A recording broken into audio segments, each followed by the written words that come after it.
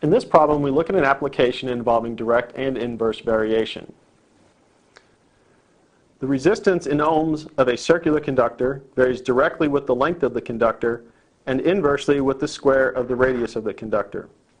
If 50 feet of wire with a radius of 6 times 10 to the negative third inch has a resistance of 10 ohms, what would be the resistance of 100 feet of the same wire if the radius is increased to 7 times 10 to the negative third inch?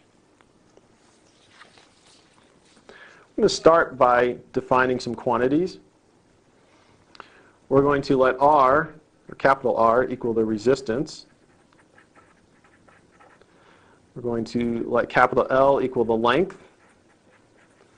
And we're going to let little r equal the radius. Because the resistance varies directly with the length L and inversely with the square of the radius, we can write capital R is equal to K times capital L over little r squared, where K is our constant of proportionality.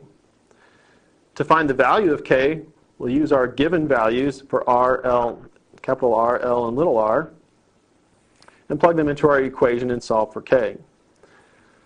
The initial values that we received were that the resistance was 10 ohms, so 10 equals K times the original length would be 50 feet, so capital L is 50, and the radius was 6 times 10 to the negative third, 6 times 10 to the negative third, and that's squared. This will give us 10 is equal to 50K divided by 3.6 times 10 to the negative fifth power.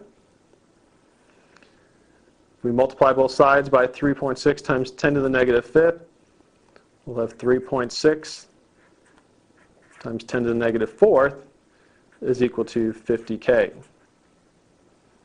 Divide both sides by 50, and we get 7.2 times 10 to the negative sixth is equal to K. Now we can use this value for K to answer the question that's actually asked, and that is, what would the resistance be if we had 100 feet of the same wire, but we increased the radius to 7 times 10 to the negative third inch? So we get R is equal to 7.2 times 10 to the negative sixth. That was our value for K. L is 100, and the radius 7 times 10 to the negative third, and that's squared. This will give us 7.2 times 10 to the negative fourth divided by 4.9 times 10 to the negative fifth. If we work this out, we'll get that R is approximately 14.69 ohms. So the resistance, if we had 100 feet of the same wire but increased the radius to 7 times 10 to the negative third inch, would be roughly 14.69 ohms.